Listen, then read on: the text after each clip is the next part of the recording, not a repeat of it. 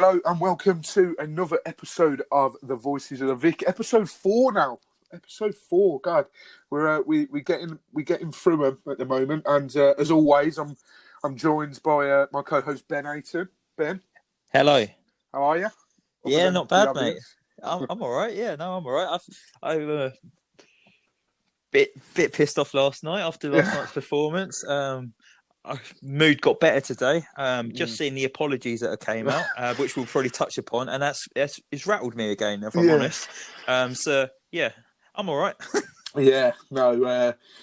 This podcast. I mean, first of all, before we go into anything, I want to say if you've not listened to From the Rookery End, please do, because absolutely brilliant. Yeah, Mike got it spot on, didn't he? Absolutely spot on. I thought they were absolutely superb. It's obviously after watching performances like we watched on Sunday, yesterday as we record this, like it's hard to come out and do a podcast.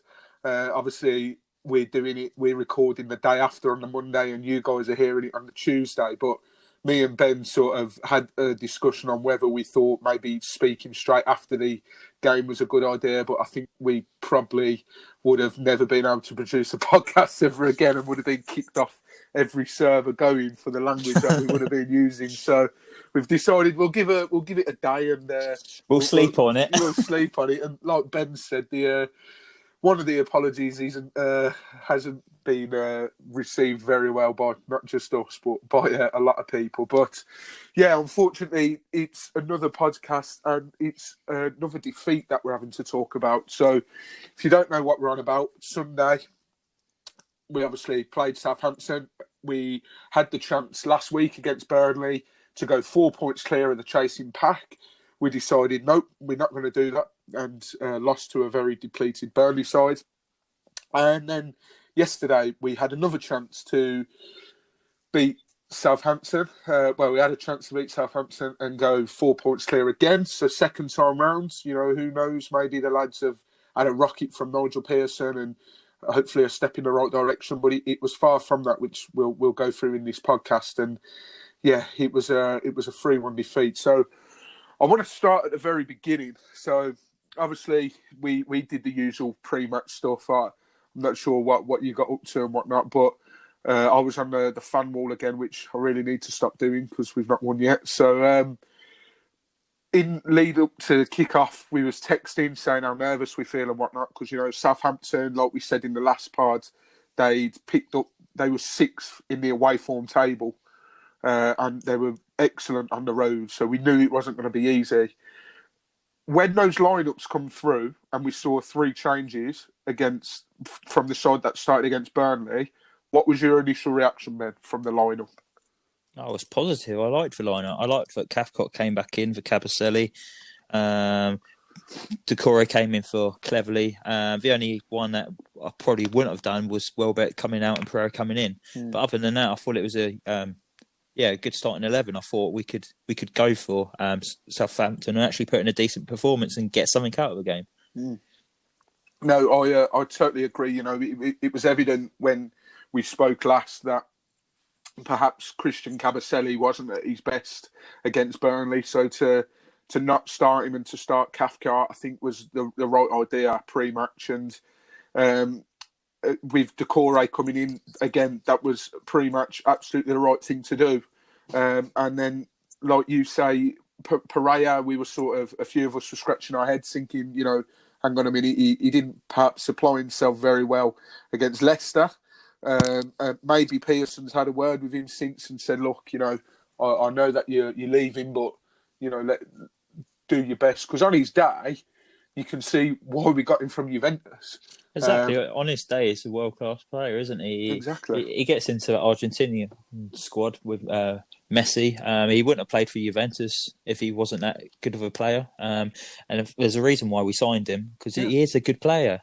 It's just he's inconsistent. That's the only issue we've got. Yeah. And I think at the time, actually, when we bought him, he was our record signing at the time as well. He was, yeah. So, we don't... Teams tend not to splash their record signing on players that are naff, although once Isaac Success was our record signing, say no more.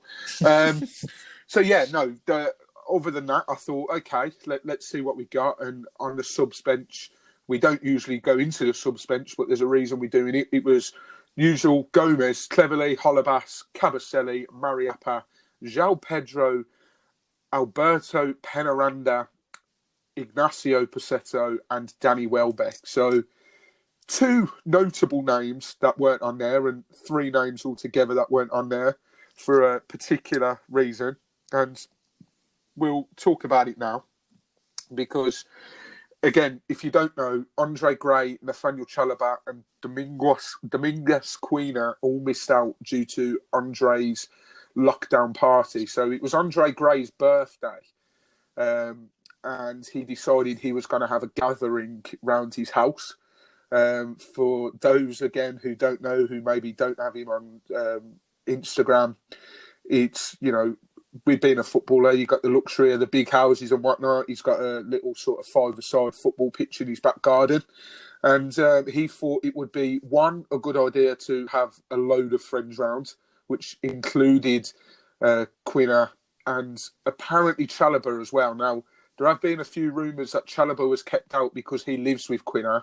But then, Ben, you said that in the footage you can see Chalobah. So I've seen people say that they've seen Chalobah in the footage. Right. Okay. So it's a bit unsure on the Chalobah side, but he was left out as a precaution, which, if he does live with Quina, is rightly so. Yeah. I think, I don't want to copy too much with what Mike said from the Rookery ends, but he hit the nail on the head that well. It's hard to not, bring up some of the points that he made. I think it was bad enough that Gray thought he was sort of above the pandemic that we're in at the moment. And again, it's another case of a footballer breaking the rules. We've seen Jack Grealish, Hudson-Odoi, Mason Mount, to name a few, who've broken lockdown rules. I think a couple of Tottenham players did as well. So whether it's a footballer ego thing that they think they're bigger and better than everyone, I don't know. Whether they think it's not going to affect them. That was bad enough that he'd done that. The worst part of it all was he posted it all over Instagram. That absolutely baffles me. It really does. It's bad enough that you've broken the lockdown rules, for one. But why on earth would he go and then post it on social media then? What was going through his mind? I don't think he's got a mind sometimes. It's absolutely ridiculous that he thinks that he could post something like that on social media and think that nothing would ever come of it. It's just ridiculous. He's a professional footballer. I don't know how many followers he's got on Instagram, but he's also going out with a very well-recognised pop star. Mm.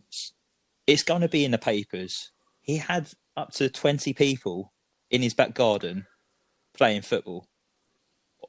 It's just a joke. Yeah, yeah. Does he not know what's gone on in the last few months? Does he not know that there's families out there that have lost loved ones?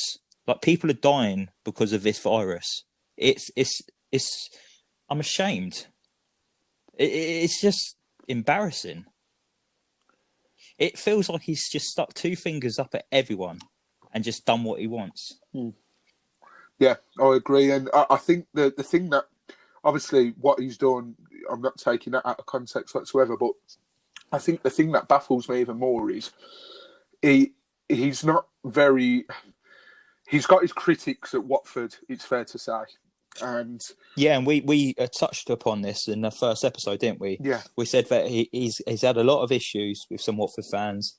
And we held our hands up and said, we're probably giving him a bit of stick before, but we wanted it to work for Andre Gray. There's potential there. We've just never really played to his style, but he's completely screwed this up for him now. I think he has. Yeah.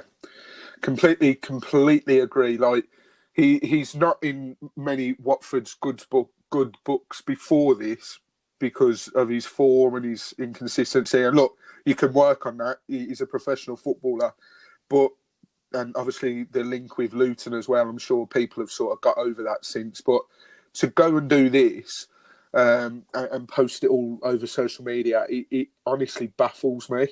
You just sort of sit there and you think, well, surely he's not thinking, I'll just post this over social media. No one's going to know. or no one's going to say anything. As you say, he's engaged to an international pop star. You know, if being a footballer wasn't sort of limelight enough, you're going out with someone from Little Mix. You know, it was bound to be picked up by the press, and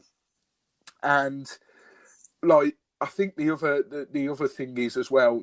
They've both two people, the Andre Gray and Domingos Quina, have both issued apologies.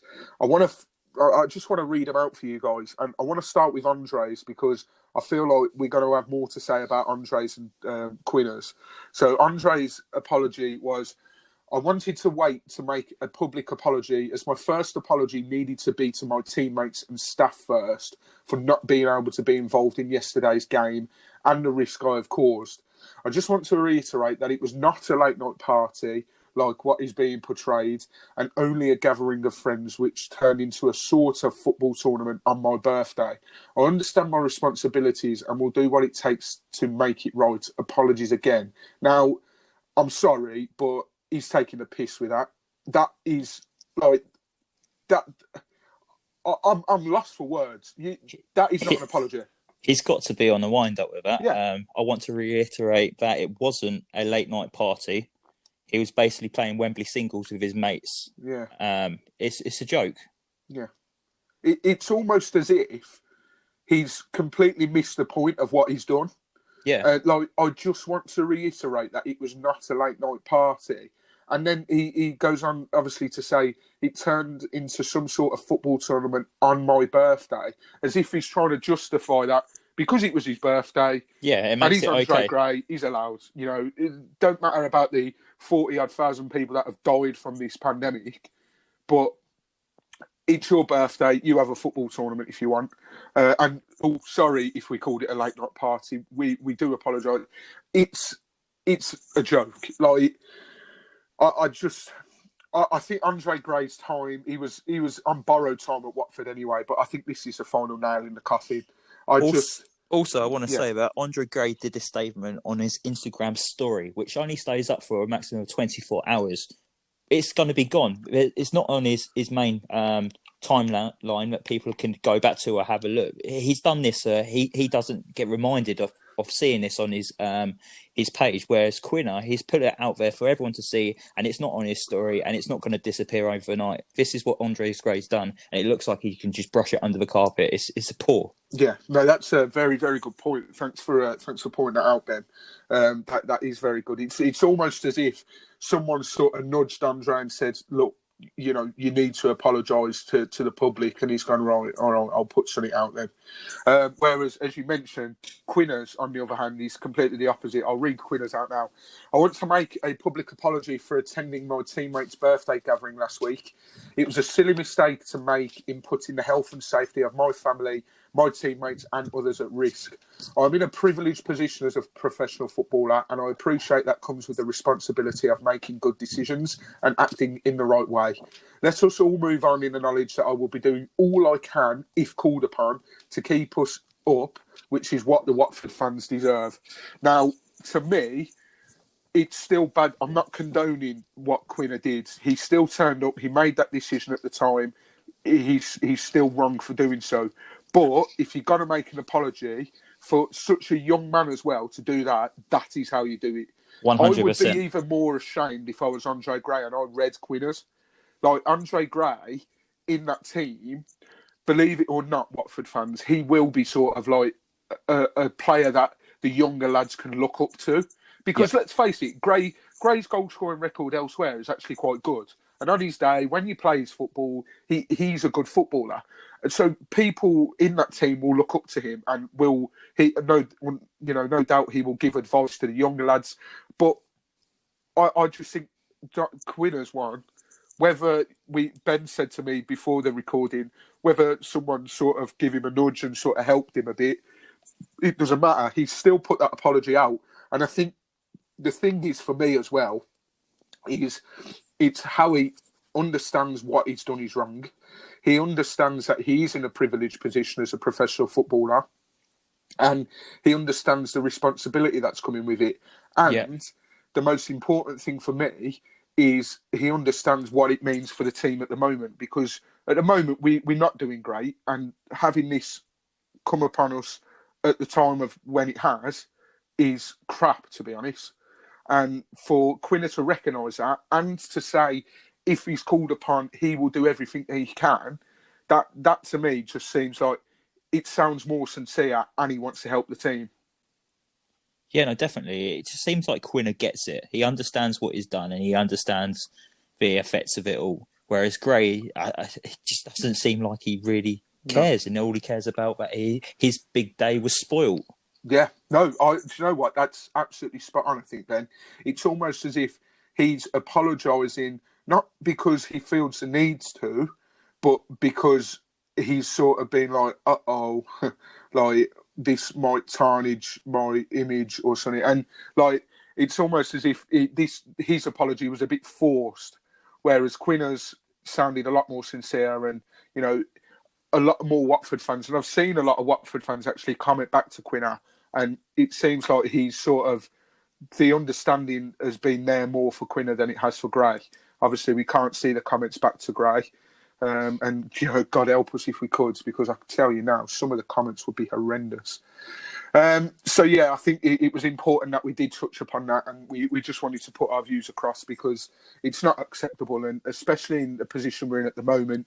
You know, we've seen with the likes of Aston Villa, Jack Grealish obviously getting, breaking lockdown, and look at the position they're in as well. So, you know, it's not just us. Anyone that's broke lockdown, I think it's an important topic that needs to be discussed. So, we go into the actual game itself. Obviously, we've mentioned the Watford changes there. There were 4 changes from the Southampton side that lost to Arsenal on Thursday night.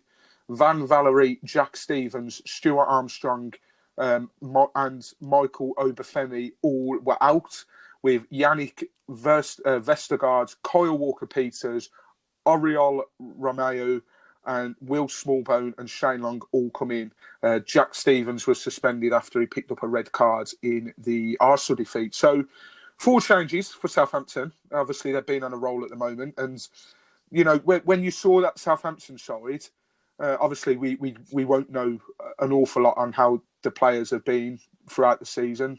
That's probably a question for the Southampton fans. But were you surprised that they'd made as many changes since Thursday?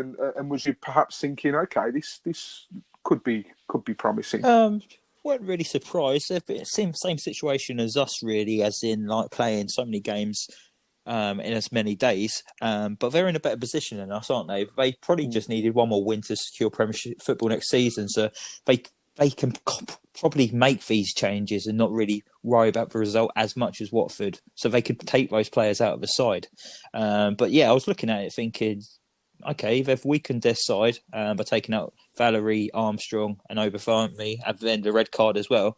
I thought we could get at them, but obviously that didn't happen. No, it didn't, and that brings us nicely into the start of the game. And I think, as we did against Leicester and Burnley, we started off really, really flat. You know, there was just no urgency, and it was clear from early doors who was going to control this game. It was almost as if we were sort of sitting back thinking, okay, let's see how these are going to play, and then we'll try and get the ball back and actually play some stuff. I think the alarming thing which was evident so early on was the style of play that we were going to continue playing was the old hoof it up to Troy, and Troy's going to try and flick it on. Now, you did pull out the stat that Troy's won the most aerial battles. I think it was the first week against Leicester. I think he was sitting top at the aerial duels won with 14. But since then, he's come up against the likes of Tarkowski and me at Burnley, and he come up against a Vestergaard who, to be quite frank, probably had the easiest game of his life. He was clearing everything up. He was, but it helps when you're like 6'6", doesn't it? Yeah, it does. Yeah, no. But it was fighting a losing battle, really. You fancy Troy against like the smaller centre halves in the league, but when you got someone like him, you're not going to have your best of games, are you? You're not going to win as many games balls in the air. And you could see it early on that he was winning absolutely everything. Should have changed things up straight away and probably played more to the strengths of Sarr. Well, I mean, this is it. Even if they, after the first couple, we know that Foster, if it goes back to Foster, we know that sometimes he's better off just putting his foot through it. Because I think last season we saw when we tried to play too much out the back, I think there was that goal he got caught out against Arsenal, Aubameyang.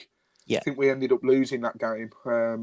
And, I think from then he sort of perhaps thought, right, I'm going to be no nonsense here. And sometimes it's the best way. But after the first couple, and like you say, Vestergaard's 6'6", 6'7". Troy Deeney's, I think, 6', 6'1", and we know that he's good in the air and he does win aerial battles. But when you're up against a player like that, it's very rare that you're going to win headers. Like, for example, when he was up against when we were up against Liverpool, when we won 3-0. Troy knew straight away that he was going to sit on Lovren because he was the weaker of the defender and he knew that he was going to win balls in the air. Whereas it's almost as if he didn't sort of stick for that with Troy for this game.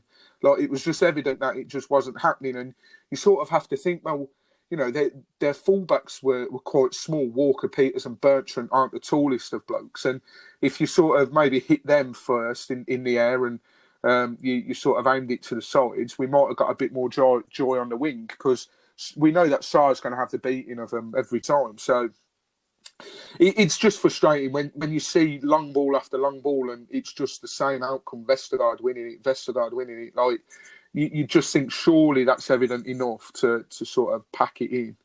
But it wasn't to be. That seems like that was our only way of playing. And unfortunately, then it didn't take long for Danny Ings, as you pointed out in the last episode, to be a danger man. We knew what he was going to be like, and it didn't take him long to add to his tally. It was number 17 for him of the season, 16 minutes in, when what I can only describe it as messy defending. I think there's a still image on Twitter of seven players around him. And he still slotted it in a Watford shirt, standing around him, not getting close to him. This is the same Danny Ings that's got, before this, 15 Premier League goals. He likes to shoot from distance as well. Mm-hmm. Why don't you go straight onto him?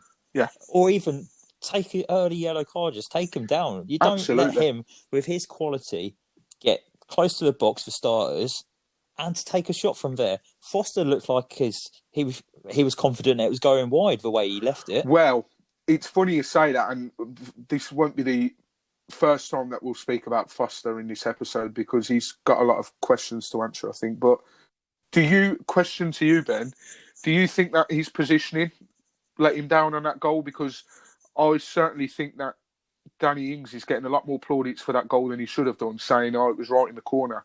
To me, I think Foster, his positioning was poor, and if he was positioned better, he would have got there. I think his positioning was poor, and also he couldn't really see the flight of the ball through the defender's legs as well. Mm.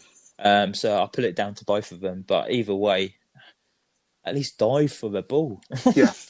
Yeah. And look, maybe we're being a bit harsh, and for someone that's played in goal before myself, it's hard enough when, especially if there's 7 players around him.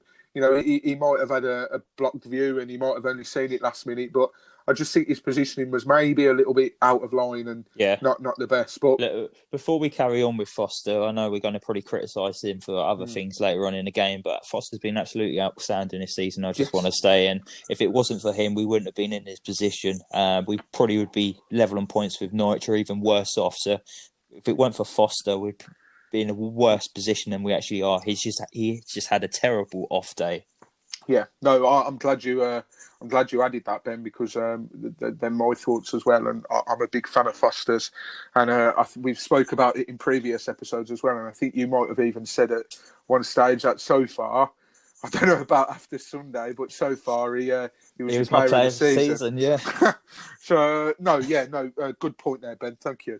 And then after that, we didn't really have any opportunities in the first half. There was a couple of times that Sarr beat Bertrand, and he just couldn't time that ball across. Sarr, it was Pereira. When Pereira came over to Sarr's side, he got the ball and played inside, didn't he? And I thought, this is lovely football. But he played it across the box, but there was no one there again, was there? He kind of dragged it back where Deeney was bit closer to the goal, and it was just like, but at least we created an opportunity. I got excited for that. Yeah, no, I was half on the edge of my seat and whatnot, Yeah. but I think sometimes he needs to understand that because of his pace and his quickness, he's got a lot more time than he thinks he has. Like, he thinks as soon as he's beaten him, he's sort of he has to put the ball in straight away. And maybe it's too harsh on Sarr. Maybe we have to sort of look at it from the other side and think, well, the players have worked with him for long enough now. They know that as soon as he's beaten that man, they need to be near the post, or they need to be in a position where when that ball comes in, they're going to be able to turn it home or at least get a shot on target. Because the problem we've got at the moment is we're not testing keepers enough, and it's very frustrating to watch. And I think the one criticism I had of Sarr, which was in the first half, where he's beat Bertrand and he's felt a tug on his arm, and he's just stopped running completely. Like, Sarr's got the legs to keep that in, and he sort of looked at Michael Oliver as if to say, well, are you giving the penalty? And that really annoyed me, because I'm thinking, why would you just stop? Like, if there's... and listen, I refereed for 6-7 years, so I'm not advocating diving whatsoever, but if you feel that much contact that it's going to stop you in your tracks, go down. And again, I just want to make that clear. I'm not advocating diving. I'm not for cheating and all that. But if he actually felt that much contact, then go down. There wasn't, though, was it? It would be embarrassing if he went to the floor. I don't think it was a penalty. You can kind of see him tugging on him a little bit. I say a little bit because that's what it was. It wasn't enough for a penalty. And definitely. To be frank, he played to the whistle. Yeah, well, you're taught that since a young age, aren't you? You was in a great position to cut it across the box. Who would know who would have been on the end of that and probably stick it in and would go in 1-1 at half time. But he just stopped. Yeah, and maybe that's a sign of how things are at the moment within the players and whatnot. But I don't think it was a penalty. I was a bit peed off to see Sarr do that, and I wasn't very happy and whatnot. But I think in terms of our sort of efforts and whatnot, that was really it for the first half. I think Alex McCarthy was spotted flicking through the Watford Observer in the first half. You absolutely love that quote. He threw it in last week with Foster, didn't you? Yeah. We should do a tally chart how many times you're going to say we're going to flip through the Watford Observer. There is other good newspapers out there, everyone. Yeah, no, there is other newspapers out there, but the Metro. I'd keep it local. They're going through a hard time at the moment. The Metro's free, Brent. Watford Observer isn't, mate. But yeah, no, considering he'd just come off the back of a defeat where the 2 goals were his errors, he'd be the happiest man in Vicarage Road come that, half time, and come the final whistle as well, probably. He didn't have a shot to save all game, did he? No, he didn't. So, that was very frustrating. And then, nothing to really shout about in the first half. And second half, Pearson and Deeney and a few other influential characters in that dressing room, if there is any at the moment, you'd be hard to bloody tell. But it seems that Pearson delivered a bit of a rocket because, again, like the Burnley game, we come out the second half looking fired up and looking G'd up. We weren't hoofing it for once. We were actually passing it around, and we were carving out some good little passages of play and whatnot. And we actually looked like we might actually, get a goal or get something. Like we started the second half so well. Yeah, we was actually putting in a bit of effort and actually wanting to look like we wanted to score and get something out of the game. I was a bit shocked, to be fair, after what we've seen the first half and at Burnley as well. It's been atrocious lately. But yeah, first 10, 15 minutes, I thought, oh yeah, they've got a rocket up their arse. Let's see what we can do. But once again, create lots of little chances. Not a clear chance for anyone, really. And yeah, we can't score. But yeah, it was a promising first start. First 10 minutes in the second half, wasn't it? But it's a game, typical Watford. We're going to get used to this. We threw it all away, really. Yeah, and literally threw it away, didn't we? Yeah, no, I think we had that chance with Troy where he sort of blasted over in the first 10 minutes of the second half, and I think that was as close as we got, sort of thing. And then, I think the problem was the occasional time that we did breach their back four, the final ball was just wrong. It was just like as if our players thought the ball's going to find its own way into the back of the net, and It's classic signs of a team that are very, very negative and in a very bad place at the moment, which we've seen throughout the whole season. I think I saw a stat earlier that we attempted 17 crosses in the second half, or maybe it was first half as well, but only like 5 were successful. Yeah, that doesn't surprise me, especially with a big bloke like Vestergaard at the back. Yeah, definitely. We do no harm because he didn't play against Arsenal, so I'm not, fully clued up on Southampton, but if he's not getting a regular game at Southampton, then bloody hell, Gino, give them a blank check. I'd be well up for that. Someone that actually wins headers and whatnot, and he commanding centre half, yeah. Yeah, exactly. Something we've been screaming out for a while. We've been crying out for any kind of centre back lately. Yeah, that's true. Yeah. But as you said, we did literally throw it away. Ben Foster again. He'd got away with one about 10, 15 minutes before, maybe. Yeah, just before the drinks break, wasn't it? Yeah, and I thought, it was a sort of, it was a close moment, and you thought, oh God, hopefully he learns from that and doesn't do it again. Throws the ball out, and we were still sort of in the game, on top a little bit, sort of creating half chances, and he throws it out, and Danny Ings just picks it up, and not picks it up, but he intercepts, and 1-on-1, and he slots home for his 18th of the season. So, Ings must have thought Christmas came early when he got that ball. Absolutely. It's bad enough throwing it to anyone, but when you're throwing it to a player like, Danny Ings, if the same would have happened against Vardy, you just know it's going to happen. He's such a dangerous player, and Ben Foster's come out since and said, I've got to hold my hands up, really, because my mistake comes at a time when we were on top.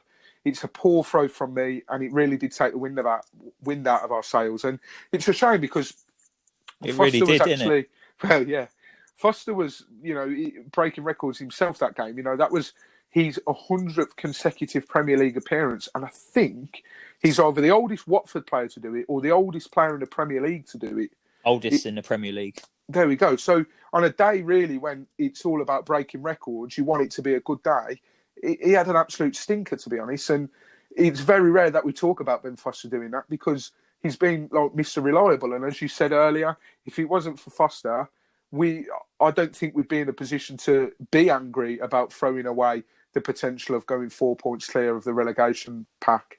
Like we just wouldn't be in that position. So I don't want to dwell too much on Foster because he's been absolutely superb. But I think it was that evident that he just had an off day. And look, it happens to the best of keepers. Yeah, and fair play to him to actually come out afterwards and go in front of the media and give us that little statement saying that he held his hands up and it was his mistake and all that. Because some players, especially after yesterday's performance, they've gone hiding, haven't they? You see after we win, they're all on Instagram and everything, posting pictures of the game saying, oh yeah, another 3 points and all that. It all goes quiet when you lose, don't it? But fair play to Ben Foster. It actually came out and said that. Yeah, and whilst we're on the subject as well, Will Hughes, if you've not seen it, head over to the Watford Twitter. He gets it. Like we said with Quina earlier, Will Hughes gets it, and he genuinely sounded devastated. Yeah, like, he gets it, and he says, if we carry on like this, we are going to go down. He wants it to change as much as we do. It's just something's not clicking at the moment. Exactly. So, after Foster threw that one away, quite literally, we did get one back. There was a couple of substitutions that were made, and at the time of the substitutions happening, I thought, my God. Now, the substitutions, Hughes come off and Welbeck come on. Messina come off and Holebas come on. And Pereira come off and Pedro come on, all in the same substitution. And it was one of those substitutions that really sort of was actually getting stuck in and whatnot. I thought Holebas come on and he was fighting and whatnot. And now Holebas is someone I believe he is going to be leaving come the end of the season. But Holebas is a player that will get stuck in and will bollock a few players if he has to. And he was putting the crosses in. We know he's got a long throw, and it was his cross that was deflected by Benderak. I think I've pronounced that correctly. And then it went into his own goal. So we couldn't even score ourselves. We had to rely on an own goal. But on the subject of those substitutions, like, what were your thoughts? Because personally, I would have took Capoue off for Welbeck, not Hughes. I thought the subs were right. I just thought it was delayed again. It's too slow again. But yeah, I probably would have stuck with. Yeah, I'll be with you taking Capoue off because I thought that was probably one of his worst performances in a Watford shirt yesterday. Yeah, I think so. I don't know if that's tiredness all down to all these games, but yeah, that's true. He must be shattered. He's played every game since we come back, isn't he? Yeah, he's played. Has he played all? No, he got substituted against Leicester, didn't he? With Capoue? No, with Decore. Yeah, because Chalobah come on, didn't he? Yeah. And cleverly, I think. Yeah, cleverly. But yeah, he must be shattered. So I was a bit disappointed to see Hughes come off. Holebas for Messina. We saw that one against Leicester. We didn't see it against Burnley, but for the Leicester one, I believe it was more a precaution because of a possible injury. Now, we did see Messina take a bit of a knock. I think, was it in the first half? Possibly, but I don't know if that was a precaution again. And could that be that Messina's close to maybe, I don't know, pulling a hamstring or something? But again, I thought Holebas was come on and did well. And then Pereira off for Pedro. And like you said, I think the substitutions, other than the Hughes, I would have kept on and Capoue off. I think they're good substitutions to make, but 73, 74 minutes into the game, when your opponents and chasing the game, like, it's too late. When you're 1-0 down, you're shooting yourself in the foot by doing it so late anyway, making those changes. They were the right changes to make, but too late again. Yeah, no, I completely agree. You need them on the pitch sooner to make an impact in the game. Luckily, Pedro and Holebas, they linked up really quickly, and that was a great delivery in the box from Holebas. For once, we actually put a decent ball into a box. And if the defender weren't going to get a touch on that, Welbeck was going to put that past the keeper, wasn't he? So great ball from Holebas. I will miss his set pieces when he does go. He looked like he had a point to prove when he came on. He had fire in his belly, didn't he? And he was up for it. It's just a shame the other 10 or 11 players that was on before he came on didn't have the same fire in the belly. Yeah, it is. And, you know, after that goal, we sort of, speaking from my own personal experience, I thought, yes, come on then, let's go. You know, we can do this. We can get a point. As undeserved as it would be, we can get a point. Now, you'll have to excuse me, listeners, because I don't know if whereabouts this was in the game, but the Dawson penalty, I think it was at 2-1. Was it at 2-1? Possibly. To me, that's a penalty all day long. I don't know. I think it was Kyle Walker-Peters that was marking him. He literally had Dawson's arm. He had his two arms around Dawson's arm, pulling him down. And apparently, on when I was watching it, they said VAR did look at it because the Southampton had gone on an attack up the other end, and Stuart Armstrong was down injured. And whilst he was down injured, VAR looked at it for about a split second and was like, no. But to me, that was a penalty. And if that penalty gets given, ifs and buts and whatnot, but if that penalty gets given and it's 2-2 or whatever the score is, it's a completely different game. It would have still been undeserved because Southampton were better, but it's just another example of VAR going against us. And I don't want to be one of those fans that just moans about VAR going against us and having a vendetta against our team and whatnot, because we've got ourselves into this mess in the first place. We'd much rather be in a position where we'd be like, oh, VAR didn't pick that up, but never mind, we're safe anyway. But unfortunately, we've got ourselves in a position where these sort of decisions, you sort of rely on it. So I was a bit annoyed at that it didn't, properly check that, because I thought it was a penalty as opposed to the earlier half-hearted shout from Sarr. But just as we looked as if we were going to perhaps get something, we got that goal. You could tell the players were sort of boosted a little bit, and we were on the hunt for a second. I think we might have got a corner, and next thing you know, Southampton spring the counter on us 3 minutes later, and Dawson, who was on a yellow at the point, I think it was Dawson, brought down Yeah, Danny Ings. he looked like he pooed his pants when he pulled him Yep. down. He looked like he was about to start walking off of a tunnel, didn't he? Yeah, I think he was halfway to heading towards the showers, Dawson was, but I don't know how he got away with it, but he gave a free kick. It was, I'd say in the D-box, maybe just to the side, that sort of range, and it was James Ward-Prowse. And it's almost like second nature to him scoring a free kick that long. You might as well have given him a penalty, or you might as well have given him an open goal, because you just know that James Ward-Prowse, he did it against us in the return fixture at St Mary's earlier in the season. And I was actually texting my girlfriend at the time, and she was at a party, so she wasn't fully watching. So I hope it wasn't a football tournament party. No, it wasn't Andre Gray's party, just to clear that up. Okay. But yeah, she was socially distanced as well before we get any hatred comments. But yeah, she said, "Oh yeah, we just scored 2-1." I was like, "Yeah," I describing the goal and whatnot. I says, "Soon to be 3-1 though," because you just knew as soon as James Ward-Prowse had that ball, you just knew it was going in. Yeah, the moment Southampton got a free kick in that position as well, there's no one better, probably in the Premier League, than James Ward-Prowse at set pieces. I rate him really highly. I think he's as good as Beckham when he takes free kicks. He's unbelievable. Ooh, big statement there. And look at his career and all the goals he scores. He does it every season. That's true. He scores 4 or 5 a season, just set pieces.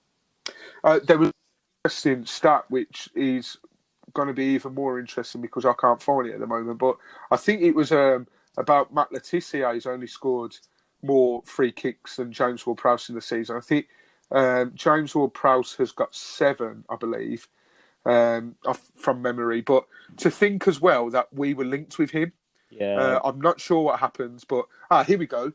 Only Matt Letizia, who scored 7, has scored more direct free kick goals for Southampton in the Premier League than James Ward-Prowse.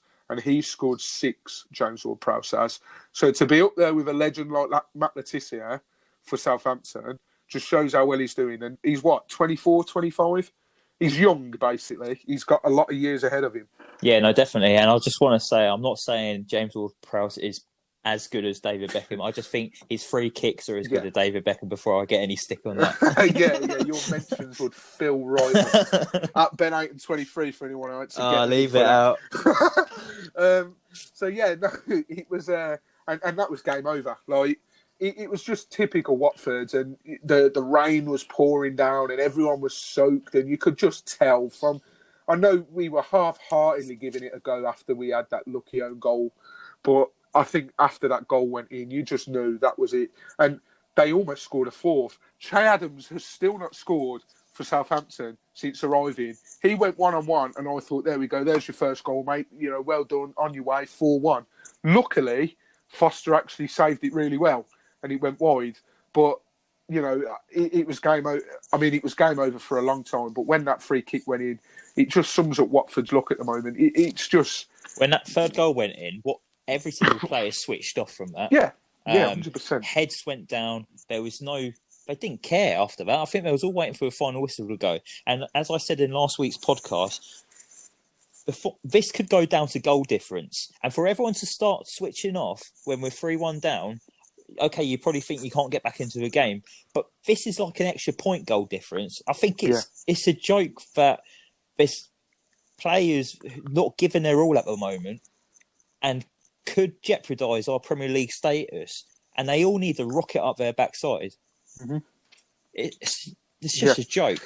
Well, that leads me on quite nicely to my next question, and just quickly want you to touch on it for me, because I know we're a bit pushed for time, but I've got to be careful how I phrase this, because we know how much trouble we're in, but I want to say, how much trouble do you think we're actually in now? But I'll rephrase it. Based on that performance and based on who we've got left, do you think that we're down already? Because there's a lot of Watford fans that think we do. I think we're in a good position where the bottom 5 are all as bad as each other. I still think 3 wins is enough to stay up. Whether we can get that 3 wins... It's slowly slipping away from me, thinking we can do it. How on earth are we going to put 3 wins back to back against Norwich, West Ham and Newcastle I'm kind of losing faith a little bit. They still have my support, as they will do for the rest of my life. But it's getting very, very dark now, and I can't see us making a U-turn and staying up. We need a miracle if we are to stay up now. I think that's it now. We need points on the board. We're not getting it. We've only got, I saw a stat earlier, we've won one game in the last 10 Premier League games. That one game was against Liverpool, and that was with the Royal Rookery behind us. We haven't got the players to kind of get behind us now and give us a kick up the backside when we need it. A lot of players need to stop hiding and show up, or we are going to go down. Sometimes I think maybe we do need to go down because we've got a lot of deadwood in this squad. Yeah. Players that aren't fully committed. And I feel like maybe we do need to go down and rebuild and come back up. And maybe we go down and we give the youngsters a go. Because we've got a lot of good, talented youngsters in this squad. But as if the older heads keeping them out of the team, the older heads that are in the starting 11 who aren't performing. Yes, we rave about saying Decore's brilliant, Capu's brilliant. Yeah, they're probably brilliant when we're winning all the time. But when you need to pull up your socks and graft and put it in a proper performance to try and get your team out of trouble, I don't see that when I look at this Watford squad. I don't see many leaders. I don't see how we're going to get out of this. I think you're spot on a few points there. Yesterday's performance reminded me of when we lost 3-0 at home to Yeovil, and that was embarrassing. Yeah, oh God, yeah, I remember that. Jesus. And Zola got sacked off after that game, I believe. Yeah, he either got sacked or he jumped before he was pushed, as they say. But yeah, it was going to be inevitable. And the main issue we have here is it's all down to recruitment. Mm-hmm. The main issue for the last year, 2 years, is we've not got any decent centre backs. We haven't invested in the key areas of the field that's going to make us improve. Yes, Sar's a brilliant signing, and he's got a lot of potential. But is that what we needed at the start of the season? No, we needed to improve the defence and maybe throw in like a winger or whatever. The recruitment's been poor, and we're only going one way at the moment, and that's down, unfortunately. Yeah, it's hard to see otherwise. It's hard to see where our next win's coming from, and like you say, on paper we got some winnable games. As soon as all our games have finished recently, a very good friend of mine, Daniel Thomas, is Aston Villa season ticket holder, and he messages me. We have a bit of banter and whatnot, but he said, look, you've got Norwich coming up, you've got Newcastle. I said to him yesterday, and, I wasn't in the best of moods. I says, Dan, I can't even see us beating Norwich. Norwich looked well against Manchester United, albeit it was 8 changes from Man United, but still, Norwich looked well. They've got no pressure on them. Newcastle, you don't know what they're going to... I think they stayed in... I didn't watch the game against Man City, but they pretty much... Scoreline would suggest they stayed in the game. They've picked up some good results. West Ham, again, West Ham, we don't tend to have a very good record against West Ham overall.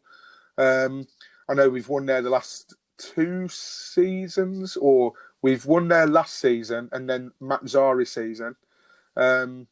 So, maybe that's a glimmer of hope there. But we've got Chelsea next.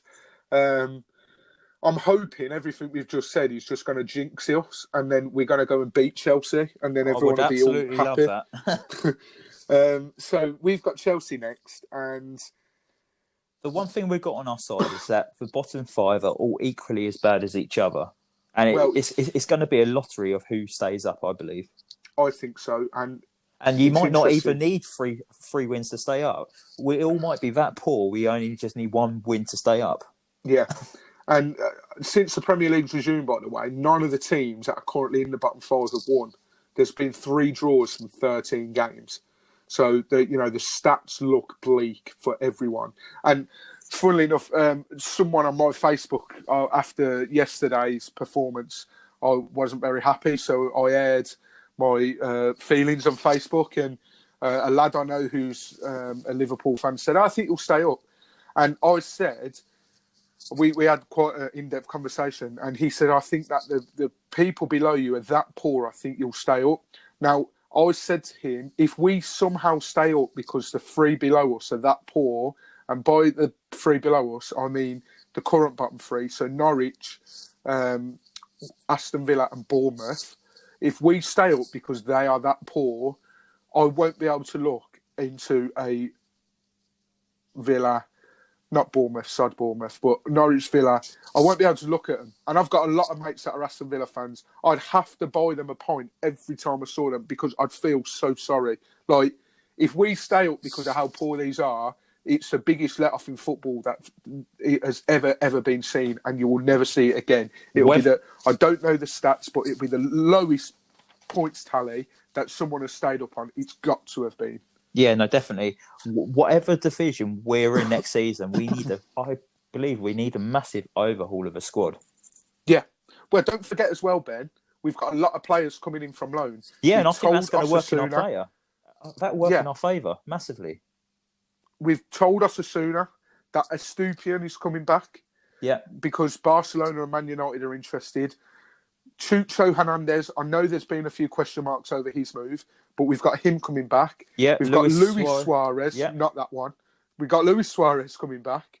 There's loads. Sometimes I look, and I look on these websites and whatnot, and I see on Twitter, and I'm like, oh yeah, he plays for Watford. We've got a young lad. I don't know how I come across this the other day, and I don't want to go too off topic here, but we've got a young lad that's playing in the Serbian league in the top tier for someone that's like pushing almost top place finish. And he's a striker, he's a young Serbian lad. Yeah, I was like, how 18, the bloody 19, hell? Yeah. Like, you lose track. I think Pontus Dolberg, Dan Bachmann, if we were to go down. You got Wilmot. Yeah, Wilmot as well. And in fact, guys, me and Ben, when the football season is finished and we know what division we're going to be, is unfortunately the case that we're going to be going down to the champ. Me and Ben will do an episode where we will sit through the players and say who we think will stay and who will go, because I think there's a good debate to be had on a few players. But I just want to move on quickly to the last couple of things. We've had a question from a good friend of ours, Ant Parsons, who has asked, after the performance against Southampton, who deserves a spot against Chelsea and what does Pearson need to try and change? Now, firstly, I think that Pearson needs to change the long ball route because it's not going to work. You look at some of the defenders that Chelsea have got. That Tomori's a big bloke. Azpilicueta's not scared of a header. He's a tough little bugger. Alonso, he's not afraid to tackle and get high up the pitch. So I think that long ball punting needs to stop. And we need to run at them because although I've just rated Alonso, he is getting on a bit now. And they're not the fastest of defences. But Ben, who do you think who deserves a spot against Chelsea? Like, is there anyone in particular that you definitely start, or is it that up in the air at the moment? You just don't know where you'd go. I think they were all poor Saturday. I'll probably start Sarr. I'll probably start Kiko. After that, I'll probably change the other 9. I'd even put. I've changed all Gomez. 9. Well, why not? Come on, Ben. Why not? Have a day off, son. Well, let's rest Foster. He's 37 now, isn't he? He might need a day off. We'll stick Gomez in goal. Yeah. And what's Rennie Gilmartin doing nowadays? Can someone get on the phone to him? Or no? I think there's a lot of places that I'm hoping a lot of players, fringe players, are fighting for their place. I would like Pedro to come into the side because I thought he did all right when he came in on the left-hand side. Yeah. I'd like Welbeck to start as well. But let's go 2 up top. Let's put Welbeck and Deeney up top. I like what you're thinking. And Pedro on the left, Sarr on the right, Decore and Capu in the middle. I know that takes Hughes out, but actually, that's no. A big move, that is. Capu was awful at the weekend. Let's take Capu out. Hughes is in the middle with Decore. A back 4 of Kiko, Holobas as the fullbacks. Oh, Holobas. And then I'm going for centre-backs. They were all pretty poor. Paolo Vanazza and Paul Robinson. Can we recall Wilmot? Because I'd definitely put him in. No, it would have to be Cabaselli would come back in, and I'll probably go Cabaselli and Cathcart this time. Oh, mate, no.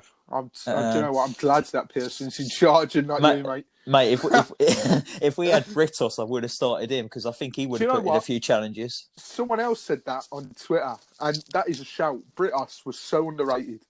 I think he was the best defender at the club. It's just a shame he had a bit of a hot head, and his distribution on the ball was awful. Every time he got the ball, he gave it away. But tackling wise, marking, I thought he was outstanding. I remember when we signed him from Napoli, he was banned because he'd headbutted someone. So we made his debut against Preston in the League Cup and got sent off for headbutting someone. I was like, that is brilliant. This is the kind of guy we want. He went up in my estimations when he almost put knockout into Rosette of the Elton John stunts. That was brilliant. That was. But yeah, it was just a missed time challenge. That was. I thought there was nothing wrong with that. Absolutely. But no, I think that's as much.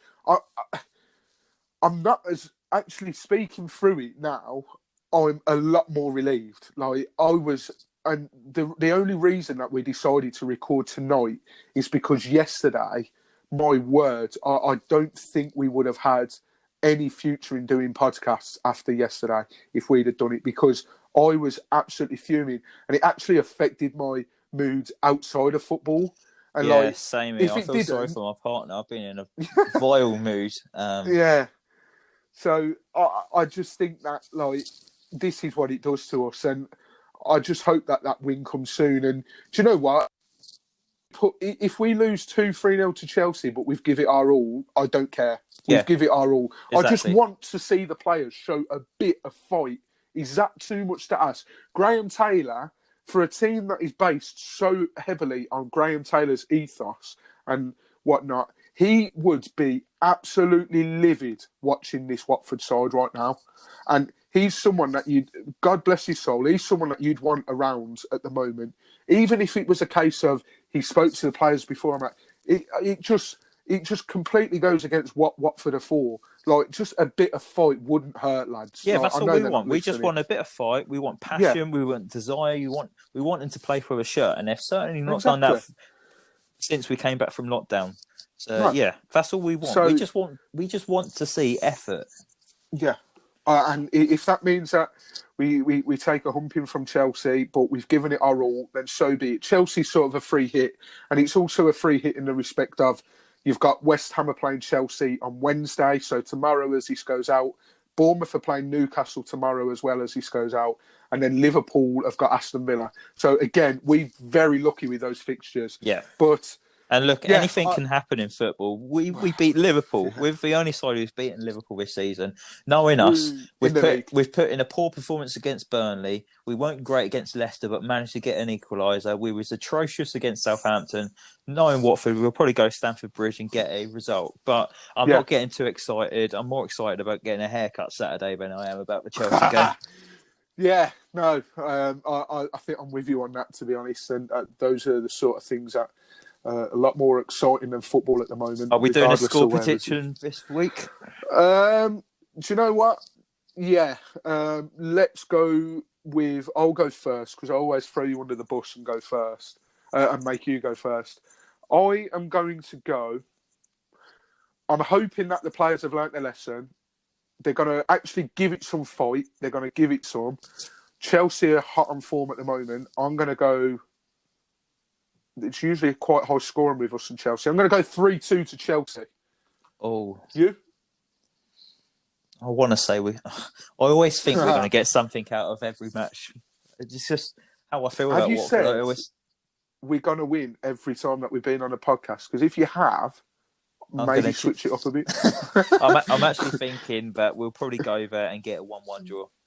I'll take that. I will take that. I will take the dullest 0-0 you have ever seen in your life. Yeah, let's park the bus.